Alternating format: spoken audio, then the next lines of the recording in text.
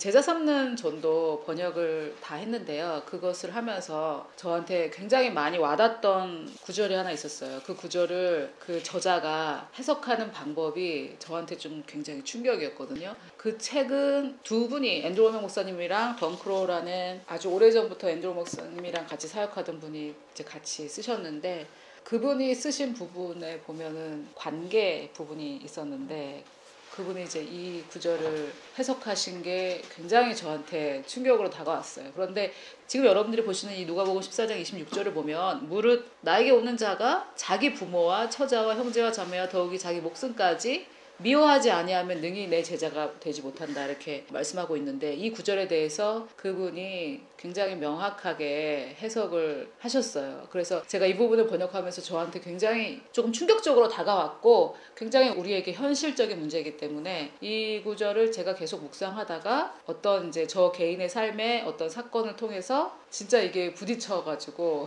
하나님의 말씀을 하나 깨닫게 되는 계기가 있었거든요. 그래서 그거에 대해서 제가 여러분들께 나누길 원하는데 오늘 제가 여러분들께 관계에 대해서 말씀을 드릴 거예요. 관계. 근데 이 관계라는 거는 인간과 인간의 관계가 있고 우리와 하나님과의 관계가 있죠. 그리고 나와 나 자신의 관계가 있어요. 그리고 사실은 여러 사물들과의 관계도 있어요. 우리가 핸드폰과의 나 관계가 있죠. 핸드폰이 나를 지배하냐 내가 핸드폰을 지배하냐 이게 사물과의 관계도 있죠. 돈과의 관계도 있어요. 내가 돈을 지배할 수도 있고 돈이 나를 지배할 수도 있고 그런데 그런 사물과의 관계도 있지만은 가장 중요한 거는 하나님과의 관계가 제일 중요하고 그 다음에 사실 우리가 잘 모르지만 나와의 관계가 있어요. 나 자신과의 관계.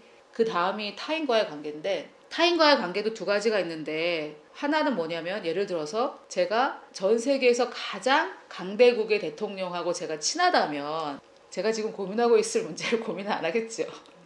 그래서 이런 거는 관계라기보다는 호의예요. 호의. 어떤 사람의 호의를 내가 가지고 있냐 안 가지고 있냐.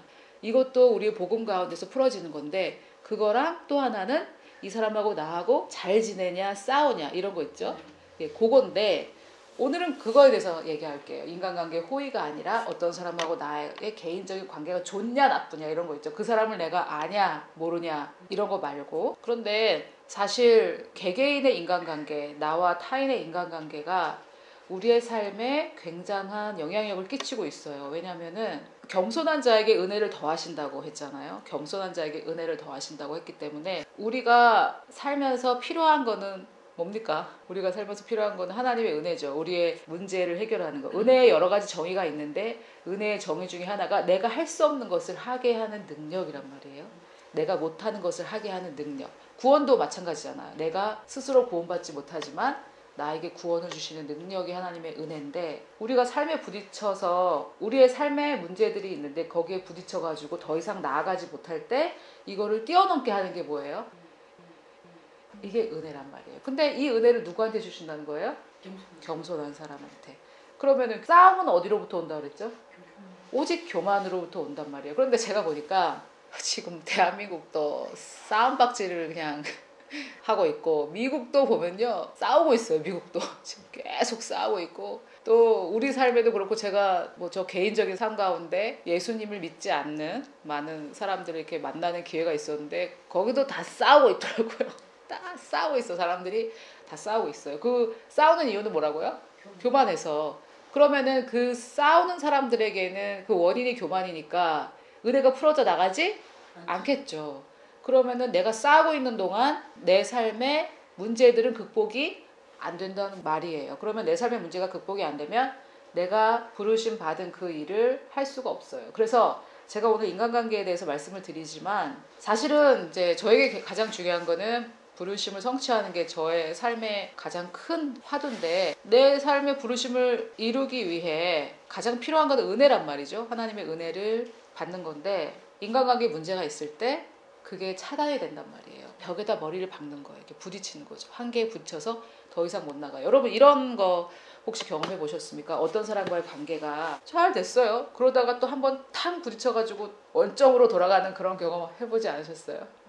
이 관계가 좋아요. 좋다가 또 이제 탁 부딪혀가지고 고무줄 누리다가 딱 놓으면 제자리로 돌아가듯이 뭐 잘 되는 것 같다가 어떤 사건에 딱 부딪혀가지고 옛날에 부딪혔던 그 똑같은 사건에 또 부딪혀가지고 원점으로 또 돌아가서 쌓아놨던 모든 공이 다 무너지는 거죠. 그런 경험들, 그런 일이 왜 일어나는가, 그거에 대해서 제가 사실 해답을 얻었어요. 저한테는 진짜 제가 이 제목을 인간관계 비법 전수라고 하려고 하는데 진짜 저 해답을 얻었거든요. 근데 이 하나님께서 주시는 해답은 얼른 보기에 불가능하게 보일 때가 많아요. 불가능하게. 우리가 육신적으로 접근하기 때문에 불가능하게 보일 때가 많기 때문에 제가 오늘 여러분들께 답을 드릴 건데, 답을 딱 들었을 때도 불가능하게 느껴질 수가 있어요. 그런데 불가능하지 않아요. 미리 말씀을 드리겠습니다. 불가능하지 않고 정말 엄청난 해답을 얻게 되실 겁니다. 인간관계에 있어서. 인간관계의 문제가 어디서 시작됐는지 이것부터 좀 보여드릴게요. 하나님께서 사람을 창조하시고 나서 사람들에게 어떻게 하셨냐면, 교회 1년 반 다닌 사람도 다 아는 그런 말씀입니다. 하나님이 아담과 하와를 창조하시고 그들에게 복을 주시며 그들에게 이르시되 생육하고, 첫째 이제 생육을 하랍니다. 그 다음에 번성하고 땅에 충만하고, 땅을 어떻게 하래요? 정복하고, 또 모든 생물을 어떻게 하랍니까? 다스리라고 이렇게 하셨는데, 그러면은 생육을 하려면, 생육하는데 여러분들 지금 여기 계신 분들 중에 생육하는데 문제되는 분들은 아무도 없어요. 왜냐하면 하나님께서 생육하라라는 명령을 주셨으니까 생육할 수 있는 모든 욕구와 능력과 기능을 다 주신단 말이에요. 그게 잘못 이용돼서 죄를 짓기도 하지만은 하나님께서 생육하라 이렇게 했을 때에는 거기에 필요한 것들을 다 우리 DNA에 넣어주신단 말입니다. 같은 이치로 나머지 번성하라 충만하라 이것도 다 마찬가지예요. 그런데 하나님께서 뭐라고 하셨냐면은 다스리라고 이렇게 하신 거예요. 다스리라. 그러면은 다스릴 수 있는 능력과 본능을 우리 안에 어떻게 넣어주셨기 때문에 우리 DNA 안에는 다스리고자 하는 본능이 있다고요. 그런데 이 창세기 1장에서 보면은 뭐를 다스리랍니까? 모든 생물. 바다의 물고기와 하늘의 새와 땅에 움직이는 모든 생물을 이제 다스리라고 이렇게 하셨는데, 사람들이 목적어를 착각해가지고 누구를 다스리려고 하냐면은 사람을 다스리려고 해요. 남을 다스리려고 하죠. 그래서 인간관계 문제는 내가 남을 다스리고자 할 때 문제가 되는 거예요. 내가 남을 다스리고자 할 때. 맞습니까? 내가 남을 다스려야 되는데 못 다스릴 때 이제 화가 나는 거죠. 그리고 이제 싸우는 거죠. 내가 남을 다스려야 되는데 안 되니까. 이해가 되세요? 네. 동의가 되세요? 네. 예를 들어서 여행을 가요, 두 사람이. 저는 미리미리 준비했으면 좋겠어요. 미리미리. 그래서 상대방에게 내 뜻대로 다스려야 되니까 뭐라 그래요? 미리미리 준비하라고 그래요. 근데 상대방은 그런 스타일이 아니고 닥치는 대로 막 하는 스타일이에요. 그럼 상대방은 안 하겠죠. 내 뜻과 다르니까. 다스려지지가 않아요. 그럼 어떻게 되는 거예요? 그러면은 싸우는 거죠. 누가 이기게 해요? 항상 누가 이기게 해요? 더 강한 쪽이 이기죠. 그래서 부모와 자녀 관계에서는 항상 부모가 이길 수 있는 거예요. 시키는 입장이니까. 그리고 뭐 회사나 이런 데는 회장하고 사원하고 누가 이겨요? 회장이 이기는 거죠. 부부 중엔 누가 이기게 해요?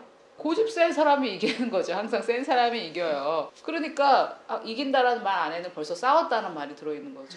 그래서 다스리는 거를 그렇게 생각을 한 거죠. 남을 다스리는 거. 그런데 하나님의 말씀은 물론 구약과 신약이 이제 달라져서 생물을 다스리고 이게 아니라 이제 절제라고 번역됐는데, 저게 영어로는 셀프 컨트롤인데 우리나라 말로는 절제. 자기가 자기를 절제해야 되는데 남을 절제시키려고 하는 거예요. 남을. 그런데 제가 여기서 아까 창세기 말씀 보여드린 이유는 우리가 그렇게 하고자 하는 그 욕구는 하나님께서 넣어주셨기 때문에 없어지진 않는다는 거예요. 그런데 문제는 목적어를 누구로 쓸 것이냐 이거죠. 목적어를 나를 절제시킬 것이냐, 남을 절제시킬 것이냐, 나를 다스릴 것이냐, 남을 다스릴 것이냐 이건데, 여기에서 일단 한번 굉장한 자유함이 온단 말입니다. 그런데 이 인간관계라는 게 굉장히 복잡하기 때문에, 인간이 복잡해요. 그래서 인간관계가 굉장히 복잡하기 때문에 제가 오늘 전달하는 이 원리를 도매급으로 모든 관계에 다 적용하실 수는 없을 거예요. 그러나 아주 큰 원칙으로 생각을 하시면 좋을 것 같아요. 자, 그래서 우리가 왜 상대를 컨트롤하려고 하는지 아시겠죠? 네. 우리 안에 이미 그거 있어요. 그런데 그 컨트롤하려는 그 욕구, 예를 들면 식욕은 없어지지 않아요. 그런데 건강하려면은 뭘 먹으면 좋겠습니까? 몸에 좋은 걸 먹으면 되죠. 그래서 목적어만 바꾸면 돼요. 근데 식욕은 있으니까 먹긴 먹어야 되겠고, 나쁜 음식을 먹으면 건강을 해치겠죠. 그런 거랑 똑같다고 생각하시면 돼요. 컨트롤하려는 거, 조정하려는 거는 누구에게나 다 있습니다. 남을 컨트롤하려고 하면은 사망이 오는 거죠. 사망이. 그 누구를 컨트롤해야 돼요? 나를 컨트롤해야 되는데 이제 이쯤 되면 여러분들 마음속에 그럼 나는 상대방은 지멋대로 하고 상대방이 자기 멋대로 했을 때 내 삶에는 문제가 생기는데 나만 계속 컨트롤하면 나만 희생자가 되는 게 아닌가 이런 생각이 이제 싹 올라오는 거죠. 맞아요? 동의하시는 웃음을 저에게 미소를 보내주시는 동의의 미소를. 자, 그런데 여러분 제가 이렇게 딱 관찰을 해보니까 그래서 사람들이 싸워요. 그리고 그 강도에 따라 싸움의 강도도 바뀌어요. 예를 들어서 끊을 수 있는 관계는요, 싸움이 시작되면 안 만나요. 그냥 멀어지는 거죠. 그래서 그 사람에게 컨트롤을 안 받죠. 안 받을 수 있죠. 컨트롤 안 받아요. 근데 끊을 수 없는 관계에서 상대가 나를 컨트롤하려고 하거나 내가 컨트롤하지 못할 때 싸우죠. 끊을 수 없는 관계일 때. 그래서 제가 보니까 교회보다 정치가 더 영적이고 더 강해요. 왜냐면 교회는 떠나면 그만이잖아요. 교회가 얼마나 많아요. 그냥 떠나면 그만. 하다가 내가 컨트롤하려다가 안 되면 그냥 떠나면 되는데 나라는 떠날 수 있습니까? 이민을 가려면 뭐 그 나라 말을 할 줄 알아야지. 그러니까 나라는 떠나기가 힘드니까 정치는 제가 볼 때 목숨 걸고 싸우는 것 같아요. 엄청 싸우잖아요. 교회보다 더 싸우잖아요. 깜짝 놀랐어요. 교회보다 더 싸우더라고요. 정치적 이념은. 왜? 나라를 떠날 수가 없잖아요. 이 국적이라는 게 바꾸기가 힘들잖아요. 그래서 끊기 힘든 관계일수록 더 많이 싸우더라고요. 더 많이. 왜 더 많이 싸워요? 내가 컨트롤을 해야 되는데 컨트롤이 안 되잖아요. 지금 내 뜻대로 해야 되는데. 그러면은 여기에는 해결책이 없느냐? 해결책이 없다면 제가 이제 여러분들께 말씀을 안 드렸겠죠. 근데 해결책이 있어요. 자, 먼저 그동안 제가 여러분들께 말씀드렸던 거는 뭐냐면 내가 남에게 대접받고자 하는 대로 너희도 남을 대접하라라는 예수님의 말씀인데 이게 황금률인데 여기에서 이제 오해의 소지가 있어서 제가 하는 말이 아닌 것부터 벌써 말씀을 드릴게요. 제가 미국에서 어떤 한국인 교포를 만났는데 미국 남자랑 결혼했다가 이혼을 당했어요. 왜 이혼을 당했냐? 이 아줌마는 아침을 항상 차려줬대요. 자기가 아침을 먹으니까 나는 아침을 먹고 싶고 누가 아침을 차려주길 원하니까 남편은 아침을 차려줬대요. 근데 남편은 먹기 싫다고 그랬대요. 먹기 싫다고. 근데 이게 또 한국 문화와 미국 문화의 차이인데 미국은 한 번 말하면은 그게 진심이에요. 그러면 나 아침 먹기 싫어 이러면은 먹기 싫은 거예요. 그 사람은. 그럼 상대방은 너는 아침 먹고 싶지 않구나 이러고 이제 받아줘야 돼요. 우리나라는 아이 됐습니다. 이게 진심이 아닌 경우가 많잖아요. 그러니까 여러 번 권하는 거죠. 그게 이제 문화적 차이도 있지만은 이 남자가 싫다고 했는데 이 여자 계속 차려놓은 거예요. 근데 안 먹으니까 또 침대까지 갖다 준 거예요. 그러면서 이 여자는 자기가 잘못한 걸 지금까지도 몰라요. 나는 내가 아침 먹는 게 좋으니까 남편도 좋을 거라고 생각하고 차려줬고 남편은 아침을 안 먹겠다고 했지만은 그래도 아침을 먹는 게 몸에 좋으니까 자기는 남편을 사랑하는 마음에서 차려줬다는 거예요. 그런데 이 남자는 먹기 싫다고 하는데도 매일매일 갖다 준 거예요. 자, 이게 자기가 대접받고 싶은 대로 대접한 겁니까? 아니죠. 자기 뜻대로 한 거죠. 자기 생각대로. 그래서 남에게 대접을 받고자 하는 대로 너희도 남을 대접하라는 거는 뭐냐면 이 말이에요. 그 사람 중심으로 생각을 하라는 거예요. 자, 여기서 저는 하나님 중심이 아니라 타인 중심이 되라는 말은 아닙니다. 하나님 중심의 삶을 살아야 되는데 먼저 인간관계 문제를 해결할 수 있는 첫 번째 단계, 이건 좀 낮은 단계예요. 제가 더 높은 단계를 말씀드릴 건데 낮은 단계는 뭐냐면 상대방이 원하는 대로 해주는 거예요. 예를 들어서 회사에서 이렇게 해달라고 하면 그렇게 해야죠. 시키는 대로 해야죠. 내 뜻대로 할 수는 없다 이 말이에요. 뭐 예를 들어서 애들이 엄마 아이스크림만 삼시세끼 주세요. 이런 거는 안 되겠지만은 애들이 엄마 저는 뭐 오늘은 계란이 먹고 싶어요. 그러면 계란을 해줘야지. 내가 생각할 때 너는 오늘 계란이 아니라 야채를 먹어야 하는 날이야 하면서 억지로 먹일 수는 없잖아요. 그런 것처럼 인간관계에서 상대방이 원하는 대로 해주는 게 진짜 해주는 거다 이 말입니다. 그런데 제가 지금 하는 말은 상대방이 계속 육신적으로 살 수 있도록 육신을 먹이라는 말은 아니에요. 상대방의 입장에서 생각을 해보시라는 말이에요. 일단 이것도 잘 안 돼요. 이것 굉장히 낮은 수준의 인간관계의 해결책인데도 불구하고 대부분의 사람들이 이게 안 되죠. 예수 안 믿는 사람들 말할 것도 없고요. 상대방의 입장에서 생각한다는 게 이 방법이 굉장히 인간관계 문제에서 해결받을 수 있는 좋은 방법이에요. 남이 대접받고 싶은 대로 대접을 하는 거. 그런데 이쯤 되면 여러분 마음속에 지금 또 그럼 나는 어떡하라고 이런 마음이 들잖아요. 그런데 그런 마음이 드는 이유는 하나님의 선하심, 나를 향한 하나님의 선하심에 대해서 신뢰가 안 됐기 때문이에요. 하나님이 시키는 대로 했을 때 나에게 피해가 되진 않을까 이런 거죠.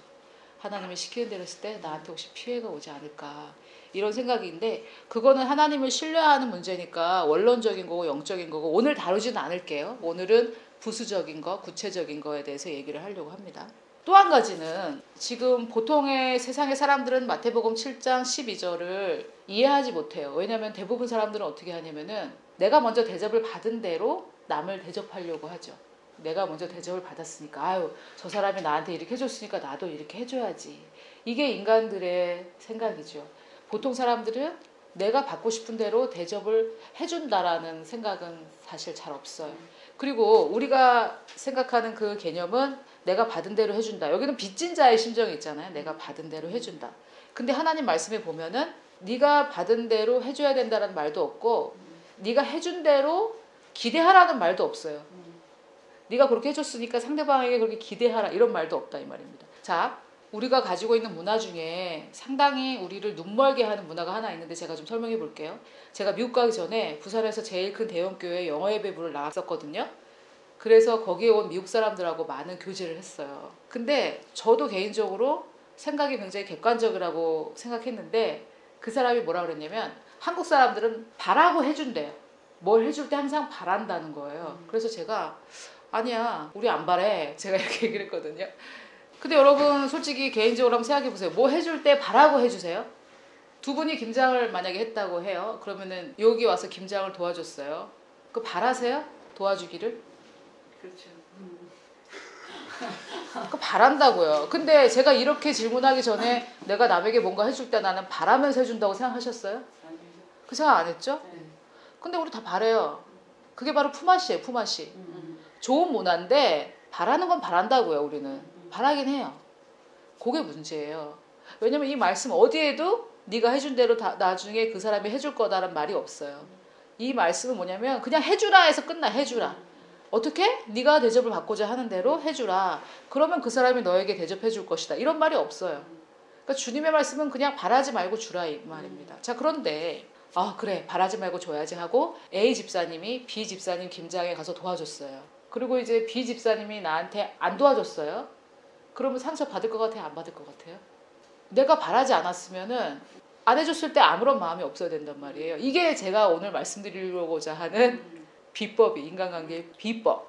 그런데 지금도 좀 이거 듣고 계신 분들도 아니 그건 무슨 뭐 거의 달인의 경지에 이르란 말인가? 아니에요. 왜냐면 그 말이 아니에요. 해줄 때 내가 해주는 그 이유와 목적에 따라 서운할 수도 있고 서운하지 않을 수도 있는데 제가 뭐 여러분들이 지금 이 앞에 계시지만 제가 이 말씀을 준비하고 편집하고 해서 유튜브에 올려요. 구독자들이 지금 거의 뭐 1600명이 넘었어요. 근데 제가 이렇게 여러분들께 말씀을 전할 때는 제 눈앞에 있으니까 제가 이렇게 말씀을 전하고 나서 나중에 아 감사합니다 이렇게 말하기를 기대하죠. 그런데 유튜브의 구독자들은 지금 내 눈에 안 보이잖아요. 그리고 저는 그분들에게 바라는 게 거의 없어요. 하나도 없다고 말할 수는 없어요. 거의 없어요. 그런데 어떤 분들은 이메일 와서 고맙다고 하기도 하고 후원을 하시기도 하는데 그 숫자 1600명 이상에 비할 때 후원자는 정말 극소수라고요. 그러면은 대부분이 저한테 받기만 하시는 분들이죠. 근데 그분들에게 제가 상처를 받을까요? 거의 안 받아요. 왜냐면은 처음부터 바라질 않아서 그래요. 처음부터. 그리고 그분들은 불특정 다수고 제가 그분들을 알아요? 몰라요? 몰라요. 누군지도 모르니까 바라지 않고. 그래서 바라지 않고 하는 일이 가능하다 이 말입니다. 제가 하고자 하는 일들은 한국교회 성도들을 세우는 일이거든요. 그래서 저는 하는 거예요. 한국교회 성도를 세우기 위해서 하고 그 일을 할 때 저의 목적은 오직 주님을 위해서 해요. 대상은 한국교회 성도들이지만은 제가 이 일을 할 때는 오직 주님만을 위해서 하거든요. 그러니까 상처를 안 받아요. 전혀 안 받죠. 그러니까 바라지 않았는데 누가 후원을 하거나 바라지 않았는데 누가 감사하다고 하면은 너무 감사하고 행복한 거예요. 일단 제 마음이 너무 행복해요. 자, 그래서 제가 여러분들께 말씀드리는 두 가지 말씀을 드릴게요. 첫 번째, 각각 그 마음에 정한 대로 할 것이요. 인색하거나 억지로 하지 말아라. 하나님은 즐겨 내는 자를 사랑하신다. 저기서 낸다라고 할 때 영어로는 give예요. 그냥 주는 거거든요. 주는 거. 그래서 예를 들어서 김장을 도와주러 갈 때 내가 이렇게 도와줘야 다음에 나도 도움 받겠지 하면은 그 안에는 억지로와 인색함이 조금 들어가 있죠. 근데 억지로와 인색함이 들어갔을 때에는 꼭 탈이 나요. 다음에. 그게 그거잖아요. 내가 이렇게 해줘야 뭐 이거 억지로와 인색함이 들어있잖아요. 그런데 다음에 나는 가서 도와줬는데 그 사람은 안 도와줘. 그래야지 삐지는 거죠.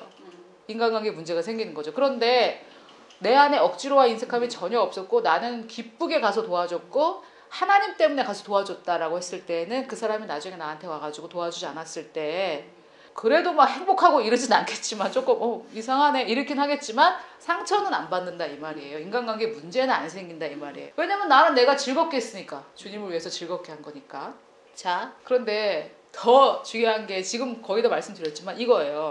그런즉 너희가 먹든지 마시든지 무엇을 하든지 다 하나님의 영광을 위해서 하라라고 할 때 제가 문자 그대로 이거를 적용해가지고 어떻게 했었냐면은 밥을 막 먹는데 하나님의 영광을 위해서 먹었어요. 제가 문자 그대로 해가지고. 그리고 또 뭘 마실 때도 문자 그대로 뭘 마셔도 하나님의 영광을 위해서 마신다. 이렇게 했는데 사실 그게 이 말씀의 뜻은 아니고 왜냐면은 뒤에 보니까 무엇을 하든지 다 하나님의 영광을 위해 하라는 말씀이 있잖아요. 무엇을 하든지. 그래서 뭐 그 뜻은 아니죠. 밥 먹을 때도 하나님의 영광을 위해. 그게 아니라 내가 무슨 일을 할 때 하나님의 영광을 위해서 하라는 거죠. 예를 들어서 한국 교회에는 섭섭귀신이 있다고 그래요. 섭섭귀신. 미국에는 없더라고요. 진짜 제가 가서 보니까 섭섭하다 이런 게 별로 없더라고요. 기대를 안 하니까. 내가 이렇게 했으니까 형제자매들끼리는 이렇게 해야지. 뭐 이런 게 있어요. 형제자매가 힘들면 형제자매가 도와줘야지. 부모가 늙으면 모셔야지. 아이들이 대학 가면 당연히 대학 학비를 대줘야지. 이런 문화 있죠. 우리나라에. 당연히 해줘야 되는 기대하는 문화. 이런 게 미국에는 없더라고요. 그러니까 기대를 안 하니까 그 사람들은 상처를 덜 받죠. 근데 우리나라는 기대를 너무 많이 하는 문화예요. 바래요. 소망하고 좋은 의미에서 바라는 게 아니라 상대방이 너무 바래요. 그중에 뭐 저한테 바라는 건 아니 목회자가 상담을 해야지. 왜 안 해? 이런 거 있죠. 내가 상담을 원하면 해줘야지. 바래요. 그래서 제가 안 하면은 본인들이 바라는 걸 제가 안 하면은 상처를 받아요. 저는 안 합니다 이래도 바래요. 바라기 때문에 받은 상처가 많아요. 그렇기 때문에 바라기 때문에 상대방에게 뭘 해줄 때 어떻게 해주냐면 바라면서 해주는 거예요. 바라면서. 김장을 가서 도와줘요. 그러면 다음에 안 도와주면 뭐라 그러냐면 내가 그렇게 도와줬는데 어떻게 나한테 이럴 수 있어. 이렇게 한단 말이에요. 그 상대방이 어떤 행동을 해야 된다라고 규정을 이미 해놨단 말이에요. 이게 바로 다스리는 거라고요. 상대방을. 내가 이렇게 했으니까 너는 당연히 나한테 와서 도와줘야지. 상대방의 행동과 상대방의 미래를 내가 다스리려고 하는 거예요. 인정이 되십니까? 근데 나는 남을 별로 다스리려고 하는 사람이 아닌데 이렇게 지금 생각하시는 분들도 계실 텐데 그런 분들은 다스리지 않는다라기보다는 각각의 자기의 또 그 뜻이 있어요. 예를 들어서 제가 오늘 이 집사님한테 제가 오늘 설교를 할게요. 그랬더니 이 집사님이 예 그렇게 전 다음에 하면 좋겠습니다 라고 하셨는데 그 뜻이 뭔지는 모르겠지만 본인의 마음이 뭔지 저는 모르지만 예를 들어서 이 집사님은 문제를 일으키지 않고자 하는 그런 게 본인의 성향이잖아요. 만약에 그러면은 주도적인 사람은 제가 준비했으니까 제가 하겠습니다 이렇게 해가지고 저와 싸움이 붙었을 수 있겠지만 이 집사님은 좋은 게 좋은 거지 이게 본인의 뜻일 수 있단 말이에요. 그래서 예 알겠습니다 전도사님 하세요 전 다음 주에 할게요 이렇게 했다고 해서 저분이 뜻을 굽힌 건 아니란 말이에요. 본인의 뜻은 좋은 게 좋은 거지 이게 본인의 뜻이에요. 그래서 만약에 이 집사님은 그게 본인의 뜻이라면 제가 이제 예를 든 거예요. 본인의 뜻이라면 누가 문제를 일으켰을 때 그 문제를 무마하려고 하는 자기의 그 본능이 또 발동된단 말이에요. 그래서 제가 지금 하는 말은 나는 다스리려고 하지 않는데 이렇게 생각하시는 분들도 본인 스타일대로 나름대로 다스리려고 하고 있다 이 말입니다. 아시겠어요? 막 나서서 조정하진 않지만 그냥 평안한 그 상태를 유지하기 위해서 무마하는 그런 것도 있다고요. 자, 그런즉 너희가 먹든지 마시든지 무엇을 하든지 다 하나님의 영광을 위해서 하라. 이것을 지킬 때 인간관계 문제의 100%라고 제가 말씀드릴 수는 없고 상대가 일으킬 수도 있으니까 대부분이 해결돼요. 대부분. 왜냐면 사람들이 언제 상처받냐면 내가 조금 희생했다라고 생각했을 때 상처를 받아요. 나는 이렇게 희생을 했는데 나의 희생을 받은 저 대상은 왜 자기가 해야 될 일을 안 하는 거야. 이럴 때 싸워요. 그러면서 이제 뭐라 그러냐면 당신이 그렇게 했기 때문에 내가 이렇게 했는데 왜 그렇게 안 하시냐 이렇게 싸우는 거 아니에요? 그래서 일단 희생을 내가 한다라고 생각하는 것 자체가 잘못됐다라는 말씀을 저는 드리는 거예요. 희생이라는 생각이 들 때 이미 상대방에게 바라는 거예요. 내가 이렇게 너한테 해줬으니까 너는 나한테 이렇게 해줘야 돼 라면서 무언의 딜이 들어가는 거죠. 거래가. 그래서 당연히 저 사람이 해야 된다라고 생각하는 행동을 안 했을 때 상처를 받고 싸우면은 또 마귀에게 문이 열리니까 내 인생에 차질이 반드시 옵니다. 최근의 경험들 한번 생각해 보세요. 최근의 경험 중에 아까 말씀하신 어머니가 일 도와주는데 뭐 좀 마음이 안 좋아지셨다. 그것도 내가 다른 형제보다 더 희생을 한다. 여기 이제 딱 있는 거죠. 내가 다른 형제보다 희생을 하는데 왜 돌아오는 건 똑같냐? 나는 더 많이 줬는데 더 많이 나한테 베풀어야지. 이거죠. 일단 내가 희생을 한다고 생각하기 때문에. 그래서 제가 짧게 오늘 이걸 마무리하자면은 두 가지의 해결 방법이 있어요. 첫째, 처음에 할 때부터 인색함이나 억지로 하는 부분은 절대 하지 마십시오. 하지 마시고 기쁘게 할 수 있는 만큼만 하세요. 그리고 절대 그 사람한테 받을 걸 바라지 마세요. 어떻게 할 때 바라지 않을 수 있냐면 무엇을 하든지 다 하나님의 영광을 위해서 하실 때 그 사람한테 바라지 않을 수 있어요. 예를 들어서 예를 드는 겁니다. 이 두 부부가 있는데 고기를 먹을 때 나는 쌈에 10번 싸주는데 당신은 왜 한 번도 안 싸줍니까? 이러면은 그 말 안에는 벌써 내가 고기를 넣어서 싸주는 것 자체에 내가 희생한다, 이 사람을 위해서 봉사한다라는 마음이 들어있어요. 기쁘게 하는 게 아니에요. 억지로 인색함이 들어있어요. 당신은 왜 안 해주나? 바라는 거죠. 바라는 거예요. 근데 저는 누가 나한테 고기에 쌈 싸줘서 제 입에 넣어주는 게 너무 싫거든요. 저는. 아니 왜 내가 먹을 걸 자기 손에 세균도 있을 텐데 그걸 싸가지고 내용물도 자기가 정해가지고 저는 개인적으로 그게 싫어요. 내가 알아서 싸 먹을 텐데 왜 싸서 내 입에 넣어주나. 전 그게 좀 싫거든요. 저 같은 사람은 남에게 싸줘 있습니까? 안 싸주죠. 근데 그 남은 저에게 또 바랄 수 있잖아요. 근데 자 보세요. 상대방이 제 입에 10번 넣어줄 때 제가 왜 넣어주지 이러면서 저 괴로울 수도 있잖아요. 그러니까 나는 안 넣어줘요. 그 사람 생각을 해서. 그런데 또 상대방은 왜 안 넣어주지 하고 상처를 받을 수 있단 말이에요. 그러니까 이게 더 복잡하단 말이에요. 이게 너무 복잡해요. 사람은 다 다양하기 때문에. 그러니까 본인이 바라지 않고 기쁘게 할 수 있는 만큼만 하시되 거기다가 플러스 더 영적으로 우리가 성숙해진다면 상대방의 입에 쌈을 싸서 넣어줄 때에도 그 사람을 위해 하지 말고 누굴 위해 하란 말이에요? 하나님의 영광을 위해서 하세요. 그러면은 그 사람이 고마워하지 않아도 내가 그 일을 희생봉사를 한 대상은 그 사람이 아니고 누굽니까? 하나님이기 때문에 하나님이 나한테 갚아주실 거고 하나님께서 기뻐하시면 된 거란 말입니다. 그 상대방의 나를 좌지우지할 수 없단 말이에요.